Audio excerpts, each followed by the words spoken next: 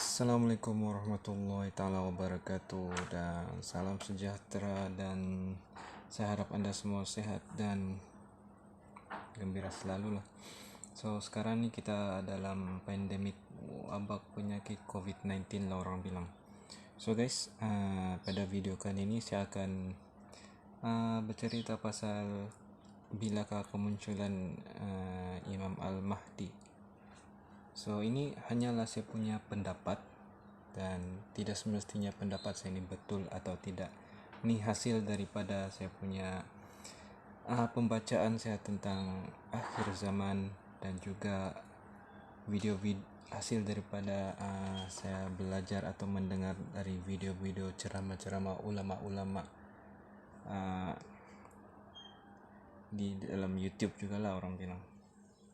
So guys, sebelum kita mulakan, Imam Mahdi ini dia akan muncul bila mana dunia ataupun umat manusia ini dia berhadapan dengan huru-hara lah, bermacam-macam dugaan lah huru-hara begitu, macam peperangan, ni penularan wabak penyakit, bencana alam macam ni gempa bumi lah, tsunami lah, kemarau lah, ribut lah, lepas tu ditambah lagi dengan krisis makanan dia, dan lepas tu berlaku lagi keruntuhan ekonomi disebabkan inilah yang macam penyakit itu, tsunami begitu, semua begitulah, sampaikan orang-orang yang orang yang hidup tidak mau hidup lagi.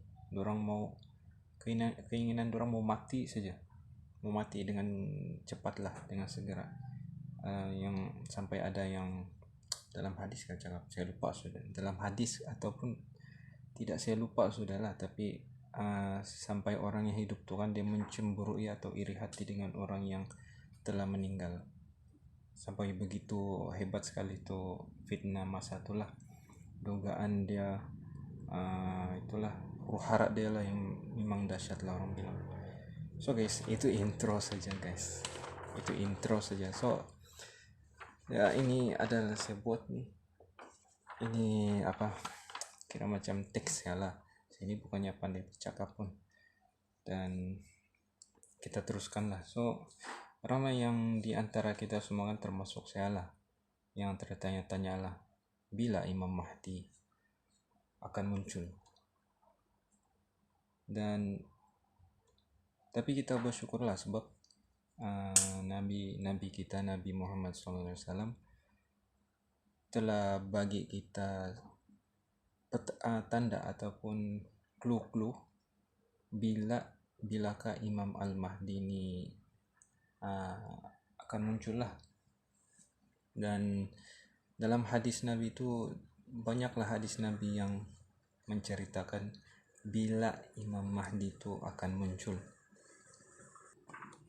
So guys, dalam video kali ini saya akan bercerita pasal tiga tanda yang ketara lah, yang apa ini, dimana Imam Mahdi itu betul-betul akan muncul lah orang bilang, tiga lah. Dan yang pertama kemunculan Imam Mahdi itu ditanda dengan kematian seorang khalifah lah, ditandai dengan kematian seorang khalifah umat Islam, yang mana lepas dia meninggal tuh ada perebutan lah, perebutan 3 anak khalifah untuk merebut jawatan sebagai raja, lebih kurang begitulah. Dan ada juga yang saya terdengar atau mendengar ceramah-ceramah, ada yang berpendapat Raja Salman ini adalah khalifah yang disebutkan dalam hadis itulah, dimana selepas kematian dia itu 3 orang anak khalifah ni, putra raja, akan berperanglah merebut tempat sebagai raja lah begitu. Adakah Raja Salman? Saya pun tidak tahu, Allahu alam. hanya Allah saja yang tahulah pasal benda ini. Tapi melalui pendapat ulama lah yang saya cakap tuh, yang mana jika betul Raja Salman selepas dia meninggal ada berlaku perebutan antara 3 orang putra raja, maka dengan itu akan disusulilah dengan pembayatan Imam Mahdi lah. Itu tanda yang pertama. Dan tanda yang kedua, kemunculan Imam Mahdi ini ditandai apabila ada seorang lelaki itu dibai'a oleh 303 orang, yang mana 303 orang ini masing-masing orang tidak mengenali antara satu sama lain lah, dan mereka ini semua terdiri daripada umat Islam yang berasal dari Syam, berasal dari Mesir, dan juga orang-orang afdal dari sebelah timur, arah timur, negeri-negeri timur begitulah. Ada juga yang dalam hadis dicap dari arah Yaman, begitulah yang saya pernah baca. Dan orang yang jumlah 313 ini merupakan orang pilihan Allah Subhanahu wa taala lah, di mana mereka ni adalah orang-orang yang sangat dekat dengan Allah Subhanahu wa taala, dan mereka ni takwa orang lebih tinggi daripada orang-orang Islam di masa itulah, 313 nih. Dan mereka ni amat mengenali lah siapa itu Imam Mahdi lah, melalui taufik dan hidayah daripada Allah Subhanahu wa taala lah. Dan boleh juga dikira orang ni wali-wali Allah lah. Itu pendapat saya lah. Dan dari pandangan saya lah, proses pembaiatan ini dia berlaku di mana hanya calon Imam Al-Mahdi dan 313 orang pilihan Allah Subhanahu wa taala saja yang berada di Mekah pada masa itu, dan ini hanya dibenarkan lah berdekatan dengan Ka'bah masa itu. Pada pandangan saya lah, itu para pandangan saya lah. Dan pada masa itu mungkin berlaku sesuatu lah yang sehingga tidak berlakunya ibadat umrah dan juga haji lah. Atau mungkin pada masa itu tanah Arab Saudi berlaku peperangan kah, sehingga Makkah itu ditutup untuk ibadah umrah dan haji karena peperangan merebut nih pimpinan Arab lah masa itu, ataupun berlaku penularan wabak penyakit. Mungkin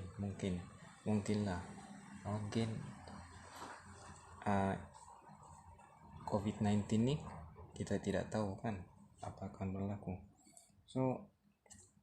Dan hanya orang yang benar-benar mau mencari siapa Imam Al-Mahdi ini akan dapat bertemu lah dan bergabung dengan Imam Al-Mahdi ini. Dan orang yang tidak pernah mengambil tahu tentang Imam Al-Mahdi ini, memang dia tidak akan dapat bertemu lah, orang bilang. Itu bagi pendapat saya lah. Banyak betul pendapat saya ini kan. Dan tanda ketiga, sebelum yang tanda ketiga itu, masa pembaiatan Imam Mahdi itu dia tersebar lah dia punya berita tuh hingga ke seluruh dunia lah dia punya berita tuh. So selepas itu datanglah nih tanda ketiga, yang kalau tanda ketiga ini terjadi, maka memang jelaslah calon Imam Al-Mahdi itu betul-betul Imam Al-Mahdi.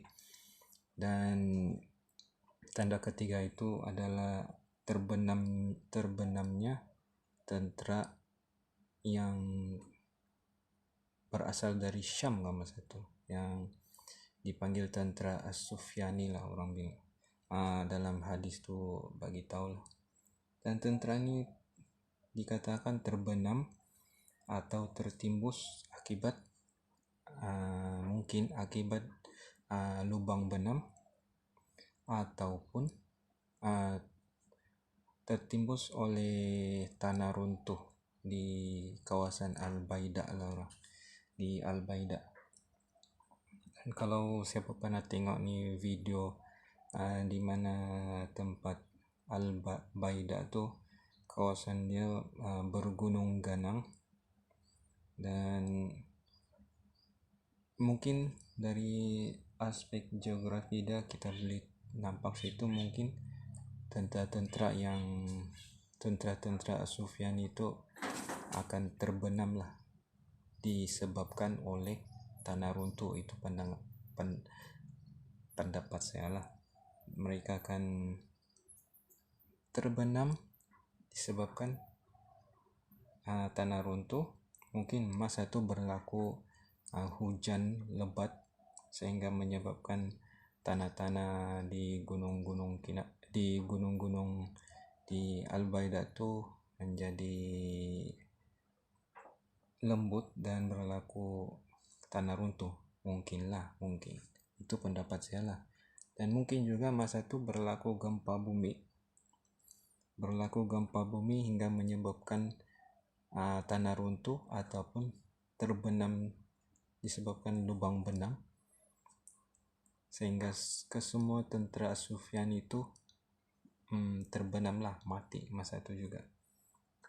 So itu tanda yang ketiga tuh, tanda yang paling jelas lah, yang menunjukkan calon Imam Mahdi itu adalah Imam Al-Mahdi yang sebenarnya, orang bilang yang dalam hadis itu cakap lah. Jadi itu sajalah yang bagi pendapat saya tanda-tanda bila Al-Mahdi itu muncul. So tanda-tanda yang lain itu penting, tapi yang tiga ini bagi saya lah sangat penting lah, yang menunjukkan Imam Mahdi itu benar-benar akan muncul. Dan tanda pertama tuh bila mana ada khalifah umat Islam yang meninggal dunia dan berlaku perebutan. Dan yang kedua, berlaku pembayatan oleh 313 orang yang terdiri daripada orang-orang dari Syam, orang-orang dari Mesir, orang-orang dari Yaman ataupun orang-orang dari arah timur. Dan lepas tu terjadi terbenam tentara-tentara As-Sufyani di Al-Baida. Itu tanda-tanda maka muncullah Imam Mahdi masa itu. So guys, saya harap Anda semua mendapat info ataupun pelajaran lah dari video ini. Saya harap Anda semua gembira lah. Dan kalau ada silap dan salah sepanjang video ini, saya minta maaf lah, sebab saya bukannya arif sangat pasal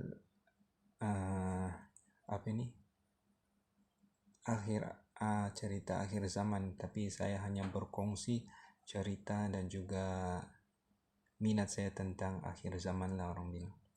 Jadi kalau ada silap dan salah, saya minta maaf. Dan semua yang buruk dan tidak semua kesalahan dan yang buruk itu berasal daripada diri saya sendiri. Dan Semua yang sempurna, yang baik itu datang daripada Allah Subhanahu wa taala.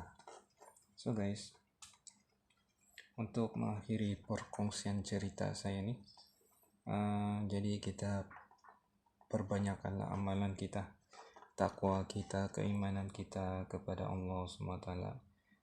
So kita berharap nanti dengan amalan-amalan ini kita menjadi orang-orang yang berjaya di akhirat lah orang bilang. Jadi saya mohon maaf lah kalau ada kesilapan dan kesalahan di sepanjang video ini lah, dan ini merupakan saya punya pendapat sajalah, bukan, tidak perlu dipercaya 100%, dan saya harap itu sajalah. So guys, kita jumpa lagi di video akan datang. Assalamualaikum, bye bye.